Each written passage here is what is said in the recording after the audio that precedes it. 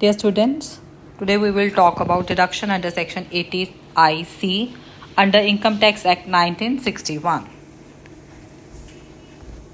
This deduction under Section 80IC, it offers incentives to undertakings established in specified states and get the tax deduction on profits under business head for specified period of time. And this particular deduction came into force from assessment year 2004-2005, and the main objective is to lift the economic development and startup growth in certain states of India. Now, which are the states which are covered under Section 80IC? These are Sikkim, Himachal Pradesh, Uttaranchal, northeastern states which are Arunachal Pradesh, Assam, Manipur, Meghalaya, Mizoram, Nagaland and Tripura. And the deduction has also specified the period of commencement of manufacturing or producing a particular article or a thing.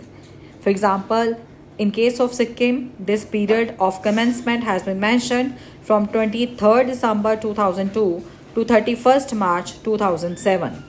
In case of Himachal Pradesh and Uttaranchal, it is from 7 January 2003 to 31st March 2012.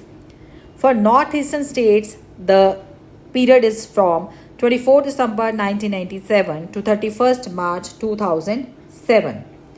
Now, what is the rate of deduction available? Rate of deduction is 100% of profits and gains for 10 assessment years commencing with initial assessment year in case of Sikkim and northeastern states. While in case of Himachal Pradesh and Uttaranchal, this rate of deduction has been divided into two parts. That is 100% of profit and gains for 5 assessment year commencing with the initial assessment year, and thereafter 25% deduction is allowed in case of other assessees, while for companies it is 30% of the profits and gains for the next 5 assessment years. Now, what is the initial assessment year? It means the undertaking, the year in which the undertaking starts to manufacture or produce article or thing or commence operation or completes the substantial expansion. There are certain conditions to claim the deduction under Section 80IC. It should be new enterprise. That is, it should not be formed by splitting up or restructuring of an existing business. But certain exceptions are there.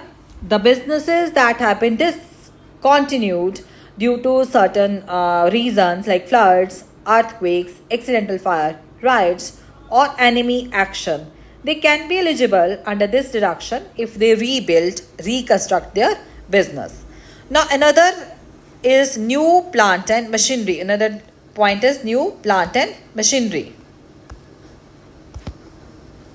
So, the business should not be formed by transferring the old plant and machinery which was previously used for any other purpose. Again, there are certain exceptions. Yes, old plant and machinery is allowed, but its value should be up to 20% of the total value of plant and machinery. Even interesting fact is that second-hand imported machinery is also allowed. That will be treated as a new plant and machinery under this section, provided that such plant and machinery was not used anywhere in India prior to installation for this purpose. It is imported, and deduction of depreciation on such plant and machinery will not be allowed for prior period of installation. Then next is substantial expansion. That is, increase in investment in plant and machinery by at least 51% of book value of plant and machinery. So this is another clause. Now let's understand this clause. Take example, A Limited completed one expansion in 2 years, and proportion of amount of investment to book values of plant and machinery is 51%. While there is another company, B Limited, that completed 2 expansions in 2 years, and proportion of amount of investment to the book value of plant and machinery for first year is 28%, while for second year is 23%, which is in total 51%. So, Expansion by A Limited will be treated as substantial expansion to claim deduction under this section. But in case of B Limited, not at all. It will not qualify because percentage is less than 51% in each year. Another is production for specified goods. So let's understand it. In case of Sikkim, it has been mentioned article to be produced by undertaking in the industrial zone. Okay, there are two categories, and second category is article to be produced by undertaking in any area. Now understand, in industrial zone there is a restriction, then any article but other than those given in 13th schedule part A. Now what is the 13th schedule of part A for the state of Sikkim? That is certain things have been mentioned here. For example, tobacco and tobacco products including cigarettes, cigars, gutka, aerated, branded beverages, pollution causing paper and paper products. Okay, so then any article given in 14th schedule part B. Similarly, for Himachal Pradesh or Uttaranchal, any article but other than those given in 13th schedule part B. Now what is this 13th schedule part B?